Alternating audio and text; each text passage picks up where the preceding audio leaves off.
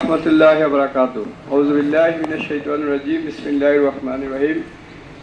তৃতীয় পূর্ব ইউনিয়ন কর্তৃক আয়োজিত আজকের এই কর্মী সম্মেলনের উপস্থিত সম্মানিত পরিচালক, উপস্থিত সম্মানিত প্রোগ্রামের সভাপতি, অত্র ইউনিয়নের সম্মানিত আমির, আমাদের সকলের প্রিয় মাওলানা আমিনুল ইসলাম ভাই, আমাদের বিশেষ মেহমান, আমাদের শাহরাস্তি উপজেলা শাখার সম্মানিত আমির, শাহরাস্তি গণমানুষের নেতা জননেতা মোস্তফা কামাল ভাই, আপনাদের এই তৃতীয় কৃতি সন্তান, আজকে প্রোগ্রামের উপস্থিত সম্মানিত প্রধান অতিথি, শাহরাস্তি উপজেলা পরিষদের সাবেক ভাইস চেয়ারম্যান, বাংলাদেশ জামায়াত ইসলামী চাঁদপুর জেলা শাখার সহকারী সেক্রেটারি অধ্যাপক মাওলানা আবুল হোসেন ভাই, উপস্থিত প্রিয় দিনী ভাইরা, আমরা সর্বপ্রথম মহান আল্লাহ রাব্বুল দরবারে লাখ কোটি শুকরিয়া আদায় করছি যে মহান মনিব আমাদেরকে ৫৬,০০০ বর্গ মাইলের একটি কারাগার থেকে আমাদেরকে মুক্তি দিয়েছেন।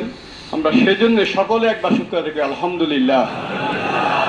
এই উপস্থিতি আমরা আমাদের প্রিয় নবী, আমাদের সর্বকালে সর্বশ্রেষ্ঠ আদর্শ মহামানব হযরত সাল্লাল্লাহু আলাইহি ওয়াসাল্লাম প্রেরণ করছি সাল্লাল্লাহু আলাইহি সাল্লাম। আমরা শহীদ ভাইদের রুহের আত্মার মাগফিরাত কামনা করছি। পাশাপাশি যারা আমাদের এই আন্দোলনকে, এই জাতিকে দ্বিতীয়বার স্বাধীনতার একটি জালিমের রুদ্ধ কারাগার থেকে আমাদেরকে মুক্ত করে একটু দীর্ঘ নিঃশ্বাসকে শান্তিতে নিঃশ্বাস পাওয়ার সুযোগ করে দিয়েছেন, যে সকল ভাইরা শাহাদাত বরণ করেছেন সে সকল ভাইদেরকে আমরা শহীদ হিসেবে আল্লাহর কবুলিয়ত কামনা করছি। যারা অসুস্থ আছে তাদের সুস্থতা কামনা করছি।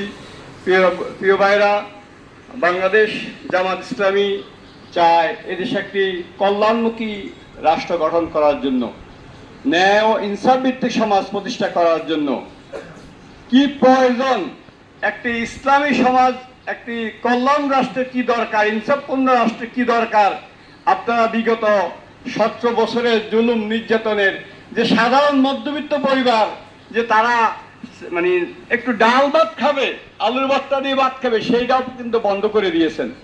আমি আপনাদেরকে বলি, এই বছর যে পরিমাণ আলু উৎপাদন হয়েছে, যে আমাদের দেশে ৯০,০০০ মেট্রিক টন আলু প্রয়োজন, সেখানে ১,৫৪,০০০ মেট্রিক টন আলু উৎপাদন হয়েছে। ১০ টাকা উৎপাদন খরচ, সিন্ডিকেটের কারণে সে হলো আমরা ৭০ টাকা খেয়েছেন না? এইভাবে প্রত্যেকটা ক্ষেত্রে জুলুমের কারণে, সিন্ডিকেটের কারণে আমাদের সাধারণ নাগরিকদের জীবনযাত্রা নাবিশ্বাস করে দিয়েছে। এই জন্য বাংলাদেশ জামায়াত ইসলামী যদি আজকে ছাত্রদের যে আন্দোলন, যে আমরা চাই সমাজে সকল স্তরে জামায়াত ইসলামের ৩ দফা দাওয়াত, যে প্রথমত আল্লাহর দাসত্ব, রাসূল সাল্লাল্লাহু আলাইহি ওয়াসাল্লামের আনুগত্য, আমাদের সকল ক্ষেত্রে আল্লাহকে মানতে হবে, আমাদের জীবনের সর্বক্ষেত্রে আল্লাহ হুকুম মানতে হবে। যে আল্লাহ বলছে, দ্বিতীয়ত রাসূল সাল্লাল্লাহু আলাইহি ওয়াসাল্লামের জীবন আদর্শ, যে বলছে লাকাদ কানা লাকুম ফি রাসূলিল্লাহি উসওয়াতুন হাসানাহ, তোমাদের জীবনে উত্তম আদর্শ হয়েছে কার আদর্শ? রাসূল সাল্লাল্লাহু আলাইহি ওয়াসাল্লামের আদর্শ। সেই রাসূলের আদর্শ বসে আল্লাহ আমাদের আয়েশাদেরকে বলছে যে তোমরা কি কোরআন পড়ো নাই? তাহলে আমরা জানলাম কোরআন হাদিস ছিল আমাদের জন্য কি মূল উৎস। প্রিয় ভাইরা, আসুন আমরা এই কোরআন হাদিসের আলোকে যদি সমাজ প্রতিষ্ঠা হয়, আমাদের শান্তির সুবাতাস কিছুটা আমরা আজকে কয়েকদিনে, এই ২-১ সপ্তাহের ভিতরে দ্রব্যমূল্যের দাম আরো কমে যাবে। ইতিমধ্যে কমা শুরু হয়ে গেছে, আরো আগামী সপ্তাহের ভিতরে কি আবার আপনাদের হাতের নাগালে পেয়ে যাবে।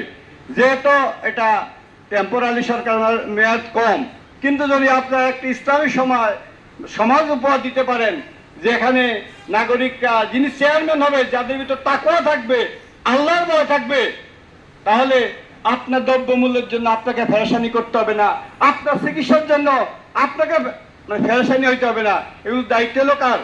অন্ন, বস্ত্র, বাসস্থান, শিক্ষা, এগুলো দায়িত্ব কার? রাষ্ট্রের।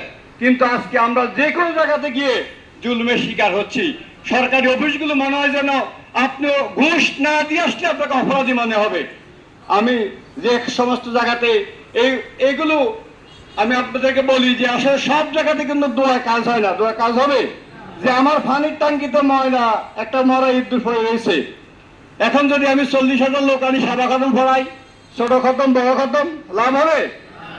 যেই পর্যন্ত ওই ট্যাঙ্কি থেকে ময়লা না সরাবেন, সেখান থেকে সুপ্রিয় পানি আশা করা যায় না। আপনাদের সকলের প্রচেষ্টায় একটা মাত্র ফতর সরাইছেন, একটা ব্যক্তি পরিবর্তনের সাথে সাথে সারা পৃথিবীর বাংলাদেশ শান্তিতে পরিপূর্ণ হয়ে গেছে কিনা? আসুন আমরা এইভাবে যতগুলো আপনাদের সামনে যতগুলো জায়গাতেই সৎ নেতৃত্বের জায়গাতে আসবে, আমাদের ভোট পবিত্র আমানত, এটা যদি আপনি না দেন, আপনার দ্বারা নির্বাচিত হয়েছে, যত অপকর্ম করছে, আপনার আমল নামায় কিন্তু ব্যাংকে জমা হয়ে যাবে। হবে কিনা? এই জন্য সামনে যত জায়গাতে মুসলমান হিসেবে যদি দাবি করেন, কোরআনের 1000 আদেশ আছে, 1000 নির্দেশ আছে, একটা আয়াত, একটা অক্ষর যদি আপনি না মানেন, পরিণাম জানেন না, কাফির হিসেবে আমাদের মৃত্যু। তাহলে আমরা এই নামাজ যা কি কোনো লাভ হবে? আসলে আমরা পরিপূর্ণভাবে কোরআন হাদিস মানি, এইসব জামাত ইসলামের সাথে থাকি, আমরা আমাদের ব্যক্তি জীবনকে গঠন করি, সমাজকে ইসলামের আলোকে গঠন করি, এবং আমাদের রাষ্ট্রকে কোরআন আলোকে তৈরি করি। এই জামাত ইসলামী আহ্বান নিয়ে কাজ করি। আসুন জামাতের সাথে আমরা সম্পৃক্ত হই, আমরা সব পরিপূর্ণভাবে জামাত ইসলামকে সহযোগিতা করি। এই এলাকার উন্নয়নে সৎযোগ্য লোকদেরকে আমরা সামনে মনোনীত করব, নির্বাচিত করব। আল্লাহ আমাদেরকে সকলকে এই কাফেরাতে শরীর তৌফিক দান করুক। ওমা তৌফিক ইল্লা বিল্লাহ। আসসালামু আলাইকুম ওয়া রাহমাতুল্লাহ।